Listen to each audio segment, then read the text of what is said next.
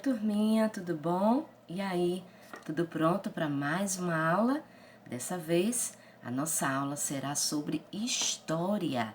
Então, desde já, convido você para sentar, se acomodar, pegar seu módulo, seus materiais, que a nossa aula vai começar. Então, turma, nosso módulo vai ser nessa página aqui que fala sobre memória e patrimônio, página 42. Memória é uma coisa, patrimônio é outra. Existem memórias individuais e existem também memórias coletivas. Por exemplo, se tia Cris fechar os olhos e imaginar a infância dela, adolescência, juventude, é a minha memória, é a memória individual. E eu queria compartilhar com vocês um pouquinho sobre minha memória. Olha, tia Cris se lembra dessa foto como se fosse ontem. Eu lembro que quando eu era pequenininha eu amava mexer com papéis, amava. Meu pai era corretor, então ele tinha muito papel, muito documento, papel de rifa, e eu não deixava ele jogar fora nada de papel. Minha mãe ficava brava, querendo jogar fora os papéis, e eu não queria. Sempre quis, sempre gostei muito de papel, de caneta, talvez por isso, né? A profissão professora. Me lembro também da minha escola, dos desfiles que tinha lá. Olha, tia Cris, como era vaidosa, gente, nessa época, os colares. A gente brincava muito, aqui era festas na escola. Meu pai também era caminhoneiro. Então, tia Cris, sempre que ele chegava em casa, subia no caminhão. No caminhão tinha muito cacau, aquele carocinho de cacau. Então, tia Cris subia, catava esse cacau, gostava muito desse caminhão. Eu gosto muito dessas lembranças. Quando eu tinha 10 anos, a idade de vocês, a minha formatura, essa era a minha diretora, Eliane. Essa é a formatura da quarta série, que hoje é quinto ano e que não tem mais a formatura porque a gente escolhe a viagem de Porto Seguro. Uhul! E aqui é a tia Cris com 10 anos, olha, na minha formatura de quarta série. E aí tia Cris cresceu, ficou adolescente. Aqui eu já comecei a trabalhar na Cirandinha, quando tia Cris tinha 16 anos. O meu primeiro trabalho foi lá na escola. Tia Cris era auxiliar, ajudante de classe. E aí tia Cris foi para a faculdade. Eu tenho muita saudade das minhas colegas de faculdade. Olha a tia Cris aqui, e aqui algumas colegas de faculdade. É uma lembrança muito boa, uma memória, ó, tudo registrado aqui na memória de tia Cris. Eu sinto muita saudade das minhas amigas da faculdade. E aí tia Cris se formada em pedagogia, em psicopedagogia. É a foto de minha formatura. Depois eu me casei. Esse foi o dia do meu casamento. Tudo isso tá guardadinho aqui. E depois que tia Cris casou, tia Cris teve filhos. Olha o barrigão.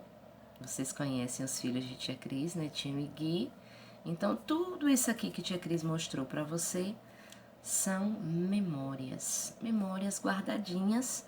Elas estão aqui, eu pude mostrar pra você, porque a gente tem o hábito de revelar, né? De revelar fotos. Mas muita coisa que a gente não pode revelar tá tudo registrado aqui na nossa cabecinha. Então, o nome disso são memórias. Aí, assim, se a gente vê a foto de uma festa junina, essa aqui pode ser considerada, ela é considerada uma memória coletiva. É uma festa que envolveu muita gente. Essa é uma memória coletiva, mas eu tenho a minha memória individual. Eu lembro quando tia Cris era pequenininha, que participava de algumas festas juninas, a minha vovó fazendo meu vestido, a minha alegria em soltar os fogos de artifício. Me lembro que um primo meu um dia caiu na fogueira e foi muito triste, ele foi para o hospital, ficou com queimaduras graves. Então isso é minha memória individual. Agora, essa aqui, essa festa que aconteceu, as festas da ciranda, são memórias coletivas porque envolve muita gente. É a cultura de um povo. Bem, turminha, o nosso Brasil também tem memória. Só que o Brasil não é uma pessoa. O Brasil não tem uma cabeça para guardar tudo o que aconteceu. Então, a memória do Brasil deve ser guardada. E aí a gente vai dar o nome de patrimônio. Existe um instituto aqui no Brasil que é responsável em guardar todas as memórias do nosso país. Esse instituto se chama IPHAN, Instituto do Patrimônio Histórico e Artístico Nacional. Ele escreve IPHAN, mas a gente fala IPHAN. Então, o IPHAN, ele preserva a memória do nosso Brasil. E ele tem alguns objetivos, vou te mostrar alguns deles. O primeiro objetivo do IPHAN é promover e proteger os bens culturais do Brasil. Toda a cultura do Brasil, desde a época dos escravos, dos indígenas, é o IPHAN que vai proteger toda essa cultura e promover também o que acontecia antigamente, continuar acontecendo até os dias de hoje, se é uma cultura legal, se é uma aprendizagem legal, que vai trazer benefícios para a nossa população. Um outro objetivo do IPHAN: garantir a existência dos bens culturais do Brasil. O IPHAN garante que aconteça, que exista, para que as pessoas não destruam, para que as pessoas não ignorem. Ah, isso é bobagem, besteira. Então, o IPHAN garante que essa cultura continue existindo. E um dos outros objetivos deste instituto é garantir que as gerações futuras possam usufruir desses bens. Então, os filhos de vocês, imagine os filhos que vocês terão, os netos que vocês terão, também vão conhecer a cultura do Brasil, vão conhecer os bens culturais, toda a nossa herança, toda a nossa trajetória. Só que esse instituto, ele que garante tudo isso, porque senão as pessoas não valorizam, agridem essa cultura, desprezam, não valorizam. Então, turma, o IPHAN, ele protege, ele cuida de alguns patrimônios do Brasil. Às vezes pode ser só um objeto, que pode ser um patrimônio do Brasil, uma coisa muito importante. Pode ser um museu. Às vezes pode ser até uma cidade, que é uma cidade histórica, uma cidade extremamente importante. Pode ser também uma construção. Então, a gente vai conhecer agora alguns patrimônios do Brasil.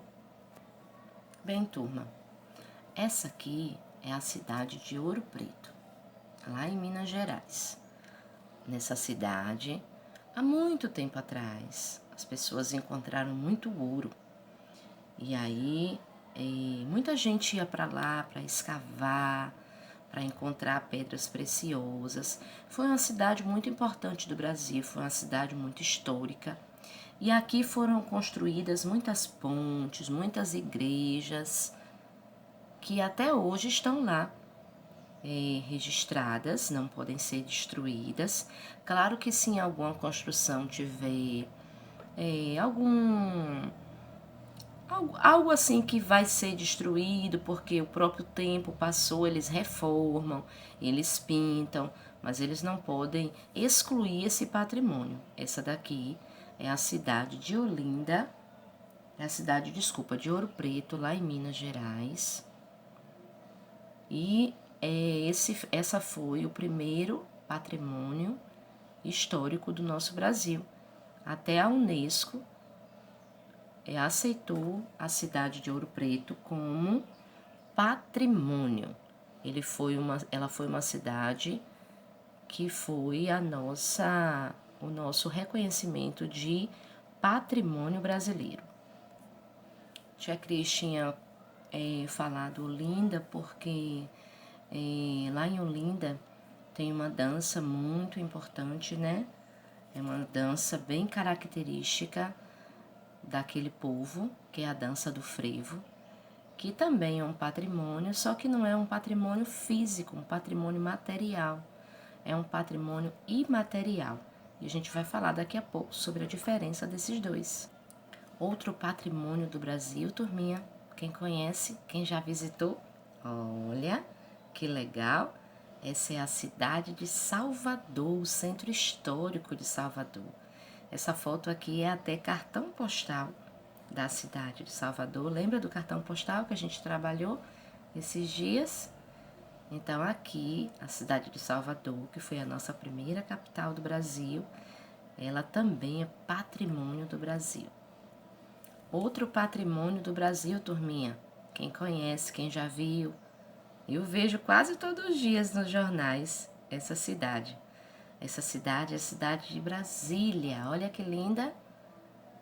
Essa é a capital brasileira. Ela é considerada a maior do mundo.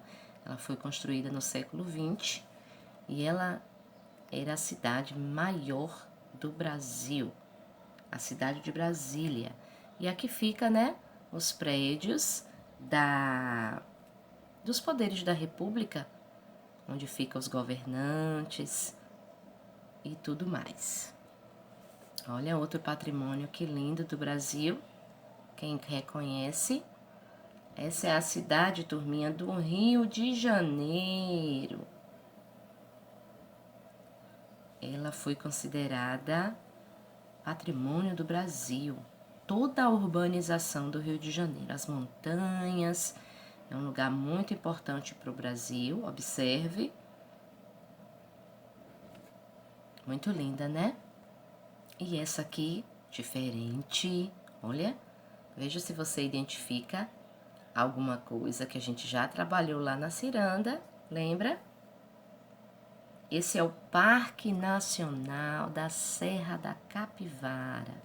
Aqui são algumas cavernas, algumas montanhas, algumas rochas, onde tem algumas pinturas rupestres. E isso é muito importante para o Brasil, muito importante para a história do Brasil. Dê uma olhada. Aqui são as pinturas rupestres que a gente estudou há muito tempo atrás, os registros que as primeiras pessoas que habitavam aqui, o nosso país, a nossa região, deixaram. São as pinturas rupestres. Então, como eu falei com vocês, todos esses patrimônios são patrimônios materiais, físicos, a gente pode ver, pode tocar, né? Pode reformar. Só que existem alguns patrimônios que não são considerados materiais, são considerados patrimônios imateriais.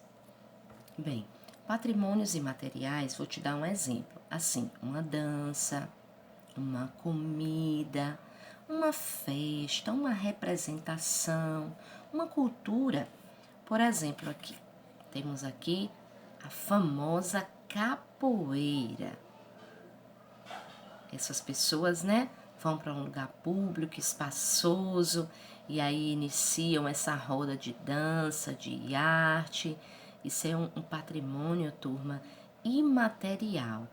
E que o IFAM sempre tem registrado, sempre tem apoiado, para que isso não se perca em nenhuma das gerações.